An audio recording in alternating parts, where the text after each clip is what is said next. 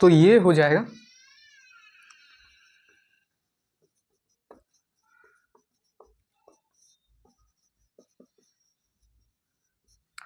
लघु सिद्धांत कौमुदी का मंगलाचरण जो है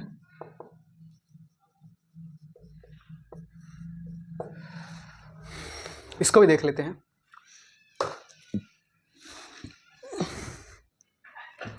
इसका मंगलाचरण कैसे है भाई? इन जो लघु सिद्धांत कौमुदी को की रचयिता करने वाले हैं कौन है? वरदराज जी।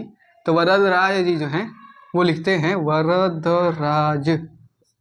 वरदराज जी लिखते हैं। और लघु सिद्धांत कौमुदी में इन्होंने, वरदराज जी ने जो है कि लघु सिद्धांत कौमुदी रची है, उसमें मंगलाचरण किया है। मंगलाचरण क्या है हम उसको यहाँ पे लिख देते हैं ताकि समझाने में और आसानी हो जाएगी। तो मंगलाचरण ऐसे है,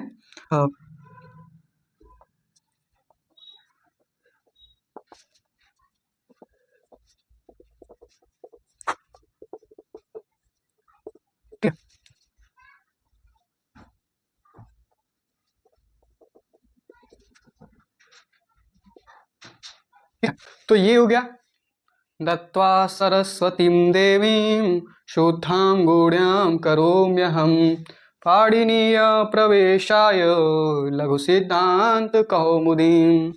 तो ये हो गया जो है कि वो लघु सिद्धांत कौमुदी का मंगलाचरण। ठीक है, तो इसमें भाई कैसे जान जाएंगे हम कि नमस्कारात्मक है? तो पहले ही बताया, उसमें हम लोग वंदव से वंदव था शायद ना, वंदव से, तो उसमें हम लोग उससे जान गए कि नमस्कारात्मक है। यहाँ पे नत्वास जान जाएंगे कि ये नमस्कारात्मक है।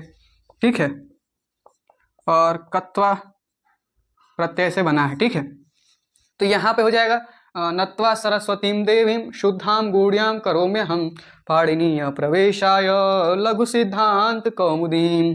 तो यहाँ पे जो है सरस्वती देवी को जो शुद्ध और गुणों से युक्त हैं, तो उनकी क्या करता है? उनका नमन करते हैं।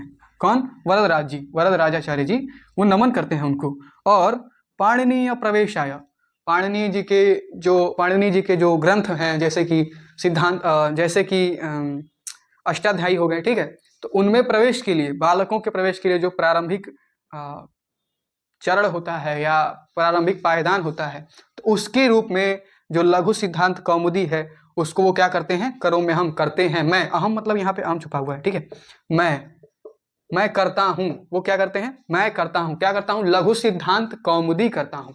मैं लघु सिद्धांत कौमुदी करता हूँ, मैं लघु सिद्धांत कौमुदी की रचना करता हूँ। ठीक है, लघु सिद्धांत कौमुदी मतलब छोटे सिद्धांतों की जो कौमुदी है, छोटे सिद्धांतों का जिसमें विश्लेषण किया गया है। तो ऐसे कौमुदी का वैसे एक और अर्थ, मतलब कौमुदी का अर्थ होता है क्या? जैसे कौमुद का अर्थ होता है चंद्रमा। ठीक है ना, और चंद्रमा की चांदनी होती है कौमुदी। ठीक है, तो कौमुदी जो है वो चंद्रमा की चांदनी है। जैसे यहाँ पे क्या है, थोड़ा सा इसको मैं व्याख्यायित कर देता हूँ।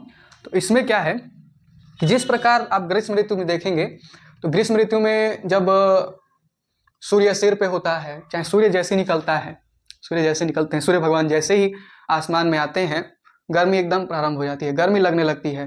जैसे ही वो और ऊपर जाते हैं और तीक्ष्ण गर्मी लगती है, और 12 बजे तो और तीक्ष्ण गर्मी लगेगी, उससे नीचे और आएंगे तो भाई शाम के समय तो लगभग उमस इतना ज़्यादा होगा कि फिर पूछिए नहीं।